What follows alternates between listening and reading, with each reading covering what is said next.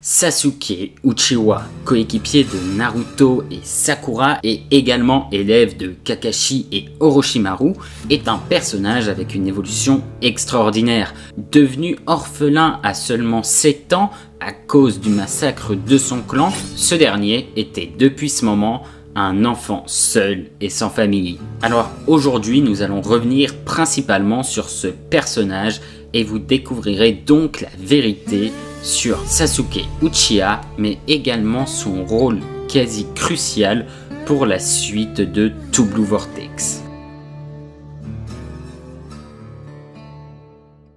Alors comme vous l'aurez compris les amis, on se retrouve aujourd'hui pour le deuxième épisode de la vérité format OG. Voilà, le dernier épisode est disponible juste ici. Voilà, c'était sur Naruto Uzumaki. Je sais que la vidéo est sortie il y a presque 2-3 mois maintenant, j'avoue.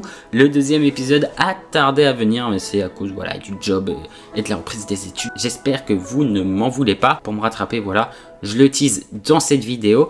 Sortira prochainement une vidéo dans laquelle interviendra d'une certaine façon plusieurs vidéastes Boruto, et également aussi je sortirai une vidéo vlog du GP The Last Race. Donc si ça vous intéresse, les deux vidéos elles sortiront prochainement sur la chaîne. Voilà, je vous tiens informé sur mon Instagram disponible juste ici et également en description. Maintenant que l'introduction de la vidéo est faite, on peut passer au sujet. Car oui, à l'image de Naruto, Sasuke a vécu une enfance difficile. Mais contrairement au personnage principal de l'œuvre, ce dernier n'a pas subi de harcèlement dû à sa situation. Bien que, je l'avoue, l'assassinat des parents de Sasuke, voilà, quasiment sous ses yeux, représente un traumatisme très conséquent aussi. Et Sasuke, lui, on va le voir, il a un peu sombré à cause de ça. Et ce qui est aussi tout à fait compréhensible en fait. Mais paradoxalement, c'est grâce à cet événement, et plus particulièrement grâce à son frère aîné Itachi Uchiwa, que Sasuke deviendra par la suite l'Uchiwa le plus puissant qui n'ait jamais existé. Parce que oui, Sasuke est le Uchiha le plus puissant qui n'ait jamais existé. Ça, il n'y a pas de débat possible.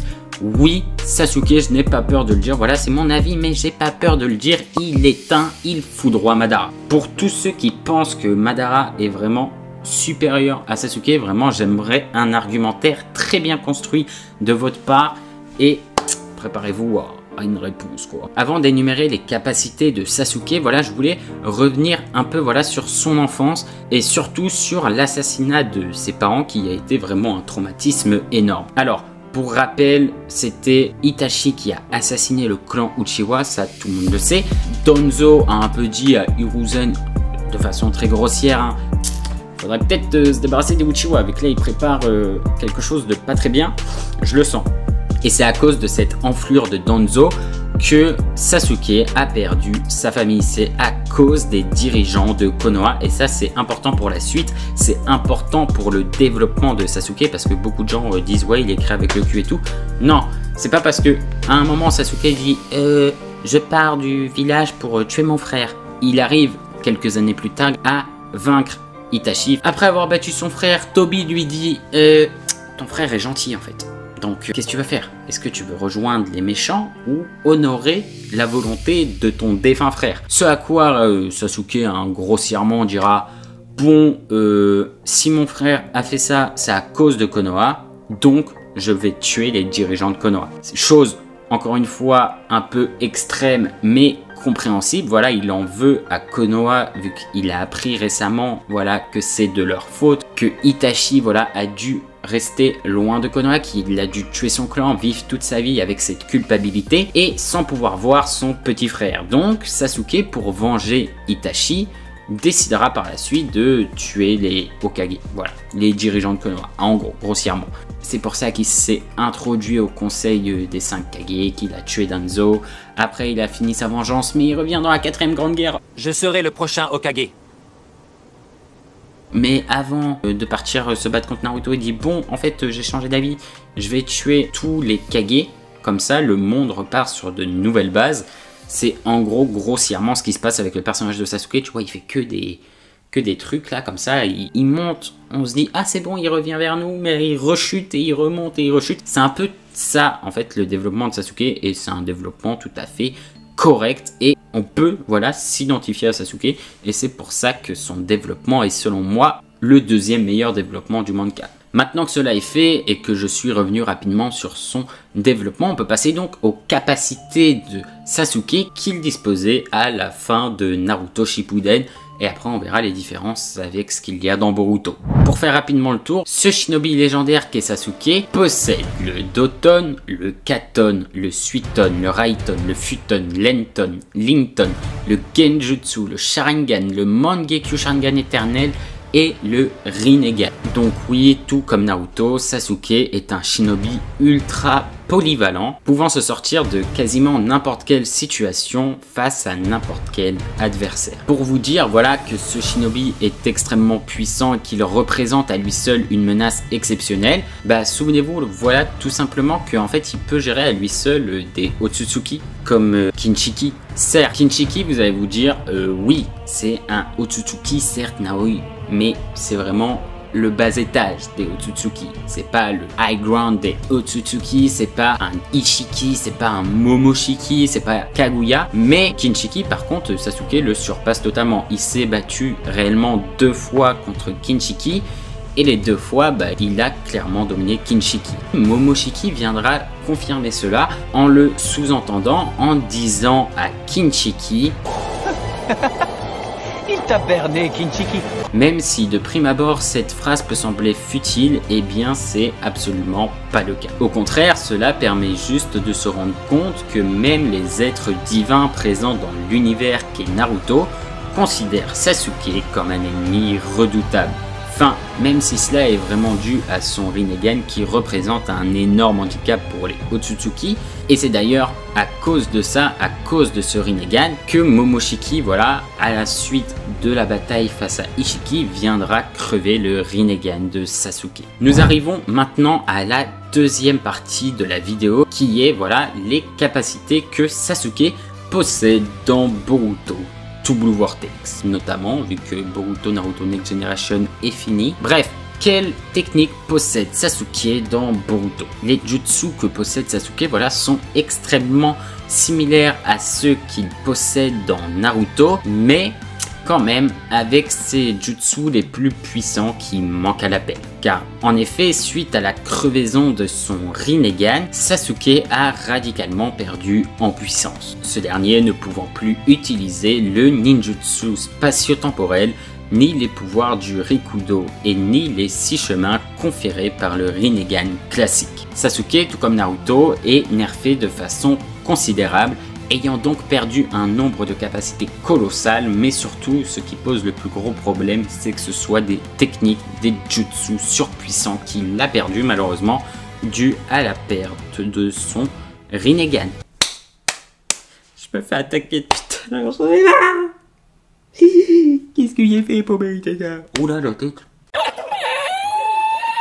Bon, finissons cette vidéo rapidement mesdames et messieurs. D'ailleurs si la vidéo vous plaît les amis, n'hésitez pas de la liker, de la partager, de commenter, voilà, de donner votre avis sur la vidéo si vous voulez d'autres personnages voilà, de Boruto, Naruto pour une vidéo format vérité sur ce personnage ou même sur un jutsu, voilà, n'hésitez pas à le proposer dans les commentaires. Alors, l'avenir de Sasuke dans Boruto Blue Vortex et son rôle crucial. Maintenant, il ne s'agit plus du fait que Sasuke ait perdu certaines de ses capacités, mais il s'agit surtout du fait que l'Hokage de l'ombre, Sasuke Uchiwa, n'a plus le contrôle de son corps. Et pire que ça, le chakra de Sasuke ainsi que ses jutsu sont consommés, sont utilisés en permanence pour alimenter le Shinjuego de Hidari. D'ailleurs, si vous voulez plus d'informations voilà, sur Hidari, je vous réfère à cette vidéo disponible juste ici, c'était la vérité sur les Shinjuego, où j'explique un peu voilà, les capacités de chacun des Shinjuego. N'hésitez pas, si vous voulez voir cette vidéo, elle est disponible juste ici.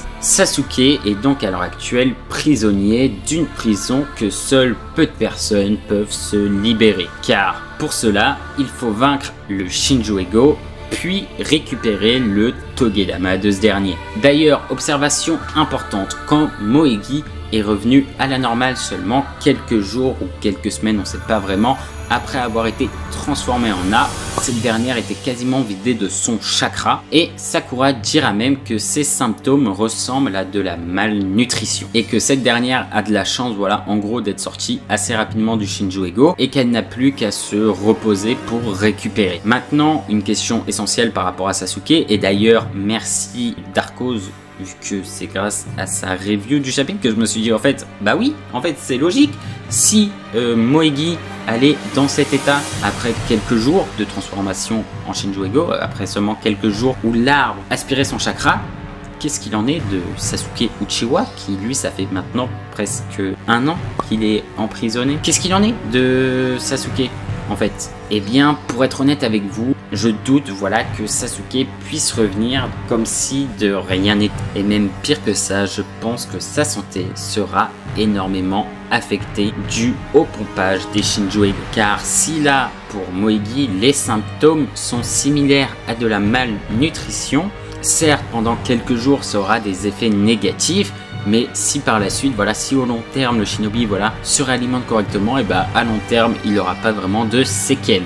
Seulement, des effets secondaires suite à de la malnutrition. Là, je pars sur la malnutrition vu que Sakura a dit que c'était similaire à ce cas. C'est pas vraiment 100% pareil, mais c'est similaire. Du coup, on va se baser juste pour un peu craindre ce qui pourrait arriver à Sasuke. On va se baser sur les effets secondaires, voilà, sur les effets de la malnutrition pendant une période environ d'1 an. Du coup, de la malnutrition au bout d'1 an peut causer plusieurs effets négatifs, soit un risque accru d'infection, une perte musculaire, un retentissement psychologique, une altération des fonctions physiologiques et même, dans les cas les plus graves, la mort.